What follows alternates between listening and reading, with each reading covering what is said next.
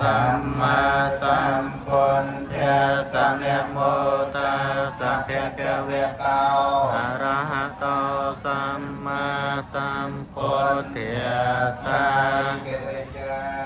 นะมาสการថ្វាយបង្គំនៃខ្ញុំព្រះករុណាចូលមានដល់ព្រះដ៏មានព្រះភិយអនុព្រះអង្គជាព្រះអរហន្តដ៏ប្រសើរទ្រង់ត្រាដឹងនៅញ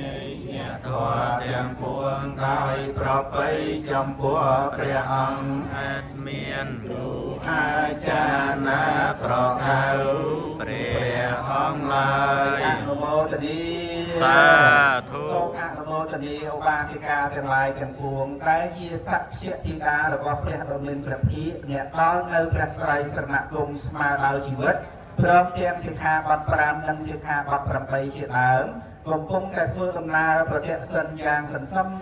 ដើម្បីឡើងទៅខាងលើបល្ល័ង្កដើម្បីនឹងជួបសម្អាតនៅព្រះបាទទាខាងឆ្វេងរបស់ព្រះជន្មស្រីសូមអនុមោទនីនេះជាមហាលាភដ៏ឧត្តមឧត្តមក្រៃលែងសូមអស់លោកពុទ្ធបរិស័ទទាំងអស់បង្អោនចិត្តដើម្បីនឹងទៅបម្រើ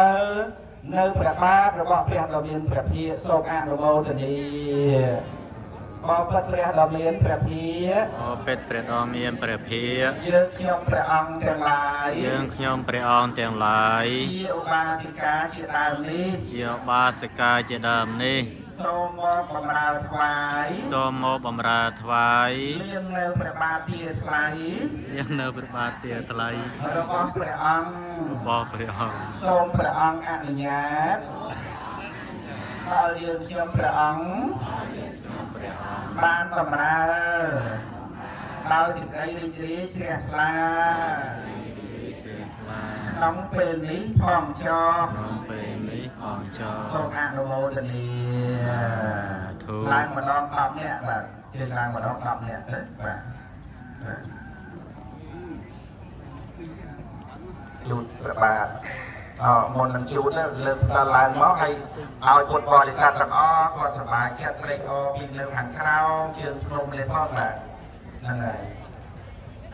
សូមអនុមោទនីឃើញទេឧបាសិកាជាមកជួបនឹងទំនងជាឧបាសកបន្តិចហើយបាទនៅដោយថាគាត់ចេះតែមកណាបាទអារឿងជួបបាទសូមអរគុណណាស់ឃើញទេជួបហើយជួបម្នាក់ម្ដងមកជួបហើយបងជួបហើយបងចេញមកខាងមកគាត់មកនេះមកឲ្យអ្នកក្រោយជួបម្ដងបាទអូដល់ហើយបាទហើយជួបរួចហើយបងជួបមកជួបខាងឥឡូវនេះជួបព្រោះអីឧបាសកមិនជួបរៀនបន្តណាស់អត់សូវជ្រះបាទមិនសូវប្រសពបាទជួបបណ្ដាទៅបាទ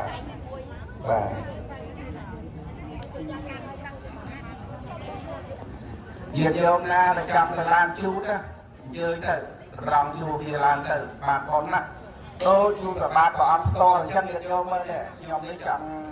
ង់ទៅជួបដែរមិនទាន់មានឱកាសទៅផងខ្ញុំគិតថាមិនទៅហ្នឹងហើយជួប